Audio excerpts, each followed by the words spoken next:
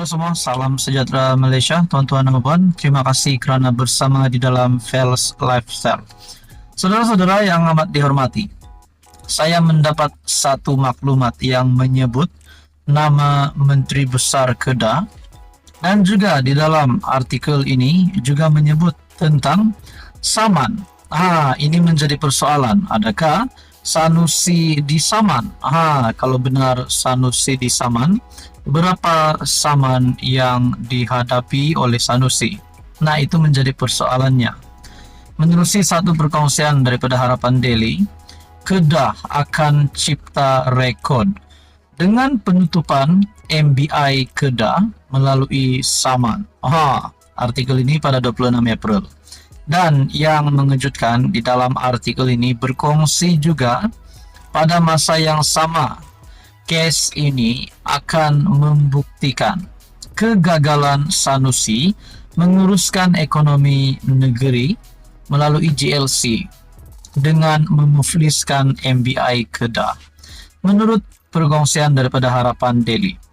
Nah, kalau benar ini adalah kegagalan Sanusi, kalau benar ini adalah kegagalan Menteri Besar Kedah, adakah Sanusi masih layak untuk memegang jawatan sebagai Menteri Besar Kedah? Adakah Sanusi masih boleh bertahan menjadi Menteri Besar Kedah kalau benar beliau gagal? Kita teruskan di dalam artikel ini, yang dikatakan penyelesaian di luar mahkamah. Sebenarnya indah kabar dari rupa. Hakikatnya ramai bekas staf Kedah Agro Holdings Berhad KAHB yang tidak setuju dengan penyelesaian ini. Mereka terpaksa setuju kerana ditakut-takutkan dengan penutupan syarikat, yang mana mereka tidak akan mendapat pampasan. Perkara ini tidak betul kerana MBI selaku sole shareholder dalam KAHB bertanggungjawab walaupun KAHB ditutup atau wind up. Kes seperti ini jelas dalam kes Saman, CEO Kedah Corp vs MBI semasa pemerintahan almarhum Ustaz Azizan. CEO Kedah Corp menang dan MBI diarahkan membayar pampasan yang tinggi. Mahkamah memberi kemenangan kepada CEO Kedah Corp walaupun Kedah Corp tidak mempunyai dana atau aset. Defendant dalam kes ini adalah Kedah Corp and MBI. Jadi kes ini belum selesai. Mereka semua akan dibawa berbincang, dan sekiranya ada asas untuk meneruskan saman sama ada di Mahkamah Perusahaan atau Mahkamah Sivil, ianya akan dibentangkan kepada kesemua mangsa yang dizalimi ini. Mereka akan membuat keputusan seterusnya dengan nasihat perundangan yang lebih teliti. Diharapkan kes ini akan memberi keadilan kepada mereka dan memperoleh hak mereka kembali. Pada masa yang sama, kes ini membuktikan kegagalan Sanusi menguruskan ekonomi negeri melalui GLC dengan memufliskan MBI Kedah. Apa komen Anda? Ini sumber daripada Harapan Daily. Sekian saja, teruskan bersama di dalam channel ini. Halo semua, salam sejahtera Malaysia, tuan-tuan dan puan yang amat dihormati. Terima kasih kerana bersama di dalam channel Fels Lifestyle.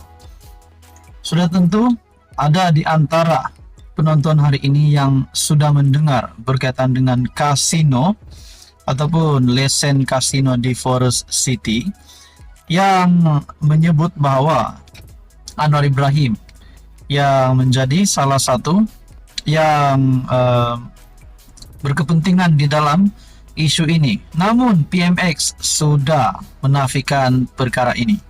Nah, persoalannya kalau PMX sudah menafikan, siapa sebenarnya yang menyebarkan fitnah ini? Adakah musuh-musuh Anwar daripada pembangkang ataupun Perikatan Nasional yang cuba untuk menjatuhkan Anwar?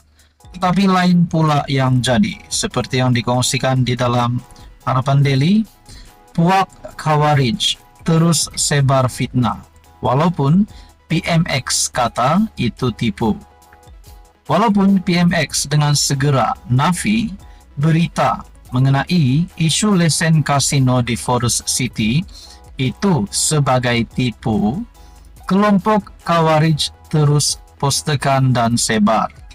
Mudahnya fitnah diterima dan disebar oleh mereka yang mengaku pejuang Islam, tapi tak ikut ajaran Islam.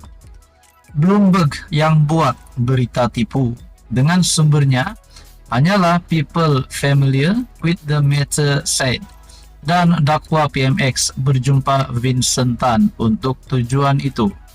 Tidak lama dulu, tersebar gambar Menteri Besar PAS Terengganu, YB Samsuri, naik bot mewah bersama Vincent Tan juga. Tuduhan pada PMX ini, gambar pun tak ada, apapun tak ada, tipu semata-mata. Sama seperti pesta songkran, PAS buat halal. Orang lain dituduh buat pula haram dan diserang habis-habisan, malah difitnah. Jika beritanya kerajaan umum buat kasino di Forest City, munasabah untuk PAS bangkang. Dulu berita cabutan judi dinaikkan dari 8 ke 22 yang berlaku zaman PN PAS dan menteri-menteri PAS dalam kabinet tak bangkang pun. Spekulasi seperti ini mainan biasa trader saham untuk boost saham-saham tertentu, yang lapor pula Bloomberg dalam berita market. Sesetengah portal berita tempatan pula sibuk petik berita ini. Begitulah mudahnya fitnah dicetus dan disebar. Ini buatkan saya terfikir, bagaimana agaknya sebaran fitnah zaman Saidina Osman dan Saidina Ali sehingga mengakibatkan Khawarij sanggup membunuh. Soal artikel ini daripada Harapan Daily. Nah, saudara-saudara, ada pasti Anwar Ibrahim menafikan perkara ini dan pasti ini kejutan kepada PN dan PAS. Apa komen Anda? Sekian saja, teruskan bersama di dalam channel ini. Halo semua, salam sejahtera Malaysia. Selamat petang tuan-tuan dan puan yang amat dihormati. Selamat datang ke channel Fels Lifestyle. Terima kasih kerana masih bersama di dalam channel ini. Saudara-saudara yang amat dihormati, tuan-tuan dan puan yang saya amat kasihi semua, terima kasih kepada Anda semua yang masih setia. Dan kali ini kita mendengar lagi berkaitan dengan nama Tun Dr. Mahathir. Sebelum ini SPRM ada menyebut anak Tun Mahathir, yaitu dua anak bekas Perdana Menteri, Mirzan dan Muqzani Mahathir, yang diminta untuk mengisytihar aset, mengisytiharkan harta. Dan pengakuan daripada Mukhlis Mahathir sebelum ini yang menyatakan bahawa ayahandanya disiasat. Dan yang terkini, saudara-saudara, yang saya nak kongsikan kepada Anda, rupanya ini berlaku kepada Mahathir. Di usia Tun Dr. Mahathir yang menghampiri 100 tahun, akhirnya ini kejutan baru untuk Mahathir. Isytihar harta Tun M antara individu yang disiasat SPRM. Nah, adakah ini permulaannya kepada cerita bekas PM ini bakal masuk penjara? Nah, itu menjadi persoalannya lah. Ketua Pesuruhjaya Suruhanjaya Pencegahan Rasuah Malaysia, Tan Sri Azam Baki, berkata, bekas PM Tun Dr. Mahathir adalah antara individu yang disiasat berhubung isu pengisytiharan harta. Ketua Pesuruhjaya SPRM berkata, ekoran penyiasatan itu, kedua-dua anaknya juga telah diberi notis untuk mengisytiharkan harta dalam tempoh yang dinyatakan dalam notis di bawah Seksyen 36 Akta SPRM 2009. Saya tidak berhasrat untuk memperincikan lagi maklumat lanjut berhubung kes itu, tentang apa kesalahan yang dilakukan ke semua mereka. Biarkan SPRM meneruskan siasatan terlebih dahulu, sehingga saya fikirkan satu masa yang sesuai untuk kita nyatakan hasil dapatan kes siasatan berkenaan, katanya. Beliau berkata demikian kepada pemberita selepas merasmikan pejabat SPRM Cawangan Gua Musang yang baru di tingkat 1 bangunan persekutuan daerah pada Khamis. Pada 18 Januari, lepas SPRM meminta kedua-dua anak Dr. Mahathir, Mirzan dan Mokhzani, mengisytiharkan segala aset, alih dan tidak alih yang berada dalam pegangan, sama ada di dalam atau di luar negara, dalam tempo 30 hari, tarik notis. Mokhzani disiasat mengikut Akta SPRM 2009 dan Akta Pencegahan Pengubahan Wang Haram, Pencegahan Pembiayaan Keganasan dan Hasil daripada Aktiviti Haram 2001. Sementara itu, diminta mengulas mengenai siasatan kes menantu bekas PM Tan Sri Muhyiddin. Azam berkata, ada petunjuk baharu menunjukkan Datuk Seri Muhammad Adlan berbelanja menggunakan kad kredit di luar negara.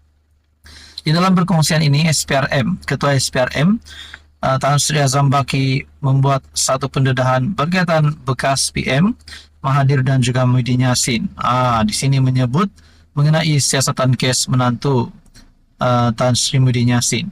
Hasil pemantauan SPRM, Muhammad Adlan ada menggunakan kad kreditnya dan berbelanja di beberapa buah negara. Nah, ini artikel daripada Astra Wani. Apa komen Anda? Tuan-tuan, adakah ini satu episod bermulanya penangkapan kepada kroni Mahathir dan juga bekas menantu Muhyiddin Yassin? Itu menjadi persoalannya. Sekian saja, teruskan bersama di dalam channel ini.